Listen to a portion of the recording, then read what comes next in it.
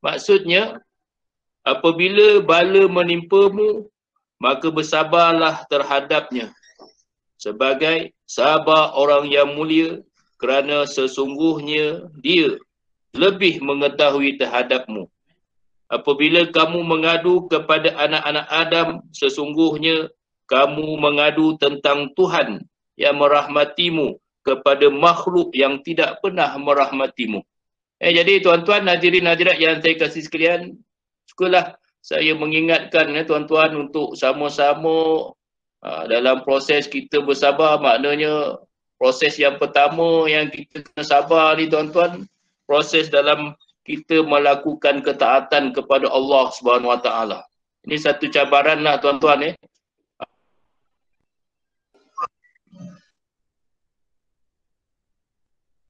Malam Jumaat confirm kita berzikir di surau madrasah, ataupun orang Melaka, maknanya program hari Sabtu minggu yang pertama dapat kita hadir tuan-tuan untuk sama-sama kita memberi fokus pada amalan yang kita sedang amalkan. Tetapi dalam keadaan sekarang ni maknanya masing-masing kenalah melaksanakan amalan zikir ini secara bersendirian. Jadi saya sarankanlah tuan-tuan, puan-puan, agar melaksanakanlah di peringkat keluarga.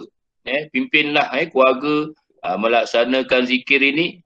Di antara amalan zikir yang saya nak pesanlah pada semuanya, maknanya kekalkanlah zikir 15 ataupun zikir 5 lah terutamanya. Kemudian ditambah dengan zikir la ilaha illallah. Jadi maknanya orang yang telah sedang melaksanakan zikir la ilaha illallah, memanglah dia kena laksanakan zikir la ilaha illallah. Tetapi bagi yang telah yang sedang melaksanakan zikir fi kulli lamhatin, saya mintalah supaya zikir la ilaha illallah disusun juga untuk dijadikan sebagai wirid. Ini bukan maknanya ketika pandemik ni tuan-tuan ataupun puan-puan, tetapi maknanya zikir ini pun diusahakan juga. Kalau kata tuan-tuan dan puan-puan laksanakan zikir la ilaha illallah ni lah, bagi yang mengeluh lah, ada yang mengeluh pada saya tuan-tuan dan puan-puan, nak menghabiskan 70,000 ni susah lah Ustaz. Sebenarnya kalau kata kita susun wirid kita, insyaAllah taklah menjadi sukar kerana kalaulah setiap hari kita membaca zikir la ilaha illallah ini 100 kali, 200 kali lah dalam tempoh 365, iaitu setahun, sebenarnya kita telah mengkhatamkan 70,000 ataupun kita dah baca lebih dah daripada 70,000. Silap-silap kita dah baca 72,000 dah tanpa kita sedar. Tapi kadang-kadang kita ni gopoh tuan-tuan, kita nak juga tak boleh apa barang baca 200 dibantainya baca 3,000. InsyaAllah Ustaz 2 bulan lagi siap. Apa 2 bulan tak baca-baca dah zikir tu. Disebabkan apa? Kita sibuk nak menghabiskan zikir tersebut, dan kita terlupa tujuan tarikat tasawuf ini adalah sebenarnya istiqomah kita dalam melaksanakan amalan walaupun sedikit. Jadi kalau yang mana yang murung ataupun sedih, Ustaz dah lama tak buat, cuba usahakan apa yang saya sarankan ni. Maknanya pagi 100, petang 100, insyaAllah tuan-tuan dalam 200. Ini bagi yang sedang melaksanakan zikir la ilaha illallah fi kulli hatin lah. Kemudian yang mana yang sedang melaksanakan surah Ikhlas, Qul huwallahu ahad, maknanya ditambah lagi lah zikir la ilaha illallah. Kemudian fi kulli lamhatin, tapi saya percayalah fi kulli lamhatin ni dia agak berat lah. Jadi buatkanlah wirid ini sebanyak 100 lah. 100 maknanya dalam tempoh 2 tahun siaplah insyaAllah. Dan surah Ikhlas, bagi yang dah melaksanakan 3-3 dah khatam Ustaz, 3-3 dah khatam Ustaz, tak adalah, tak ada yang lebih Ustaz, ada lebihnya. Maknanya 3-3 wirid tu dibuat, 3-3 wirid tu dibuat. Surah Ikhlas ni tuan-tuan, kalau nak juga khatam setahun 280 satu hari. Tapi saya taklah saran gitu. Yang saya sarankan adalah melaksanakan walaupun orang kata sedikit. Biarlah 3 tahun, 3 tahun besok baru khatam tak apa. Yang penting kita laksanakan secara istiqamah. Dan satu lagi, maknanya zikir Allah Allah. Jadi 4 zikir ni saya minta lah semua ikhwan supaya tidak tinggalkanlah. Tapi kalau yang sedang orang kata sedang baca zikir la ilaha illallah, tambah sahaja dengan zikir Allah Allah.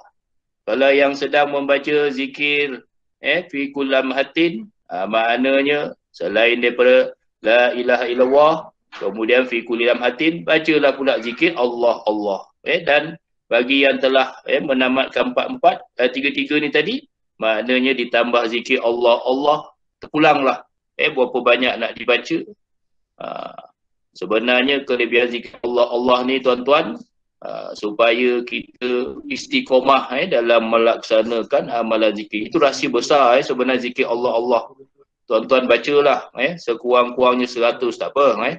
Sebab zikir Allah Allah inilah yang akan menyebabkan orang yang beramal akan terus menerus istiqomah dalam amalan dia. Macam mana nak baca Ustaz? Kalau kata malih lah, maknanya Allah tu panjang lah sikit. Allah macam dalam orang kata kita zikir semasa tarikat, zikir tarikat, zikir hul, kita panjang zikir tuan Allah Allah, maknanya panjang lah. Mudah-mudahan ingatan kita terhadap Allah tu orang kata lebih daripada segala-galanya lah, insyaAllah. Jadi tuan-tuan hadirin hadirat yang saya muliakan, sedikitlah ingatan saya lah untuk malam yang pertama ni lah. Kita dapat jumpa sama-sama. Saya rindu dengan tuan-tuan, dengan puan-puan. Bukan kata tak ada hati tuan-tuan. Ustaz baik tak roti dengan saya, tak. Kalau kira kan ramai saya rindu ni. Ini belum masuk geng yang selalu teman saya pergi makam. Ini belum lagi orang Melaka. Belum lagi orang Terengganu. Tah mana-mana tah. Ustaz tak kunjung-kunjung tiba. Jadi bukan makna kata kita tak pernah ambil tahu para ikhwan kita yang ada. Tetapi keadaan sekarang ni lah yang menyebabkan kita kenalah patuh dengan pemerintah lah. Jadi insyaAllah mudah-mudahan dengan orang kata program secara talian ni, saya harap akan dapat akan dapat orang kata menemukan kita lah dan orang kata dapat mengingatkan kita lah dalam melaksanakan amalan zikir.